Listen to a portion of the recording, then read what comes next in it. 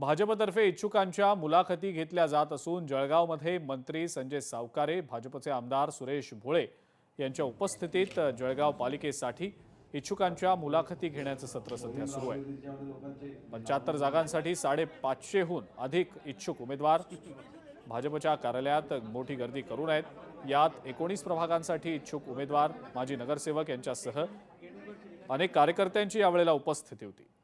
या संदर्भात आमचे प्रतिनिधी सुमित देशमुख यांनी आढावा घेतलाय, पाहूया। राज्यामध्ये नगर परिषद व नगरपंचायतीच्या नुकत्याच निवडणुका झालेल्या आहेत, मात्र त्यानंतर आता कुठेतरी महानगरपालिकेची बिगुल वाजल्याचं पाहायला मिळत आहे। त्याच पार्श्वभूमीवर जर आपण विचार केला तर भारतीय जनता पार्टी पक्ष कार्यालयामध्ये इच्छुक उमेदवारांची मोठी गर्दी या ठिकाणी पाहायला मिळत आहेत। आपण पाहू शकतो की जळगावच्या भारतीय जनता पार्टी पक्ष कार्यालयामध्ये इच्छुक उमेदवारांची या ठिकाणी मोठी गर्दी पाहायला मिळत आहेत आणि वस्त्रोद्योग मंत्री जे आहेत संजय सावकारे, त्याच पद्धतीने जळगाव शहराचे भाजपचे आमदार जे आहेत सुरेश भोळे व जिल्हाध्यक्ष दीपक सूर्यवंशी यांच्या उपस्थितीमध्ये इच्छुक उमेदवारांची या ठिकाणी मुलाखती घेत असल्याचं दिसत आहे।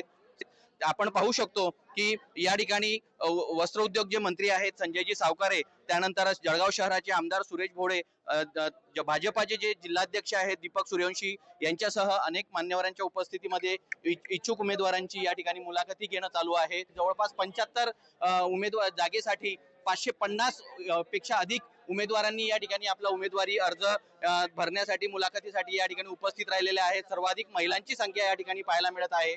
आता नेमकं कोणाच्या पदरात उमेदवारी मिळते, भाजपकडनं तिकीट मिळतं, हे पाहणं आता तितकंच गरजेचं ठरणार आहे। सुमित देशमुख, लोकशाही मराठी, जळगाव। लोकशाही मराठी, ऐका, पहा, जागरूक रहा।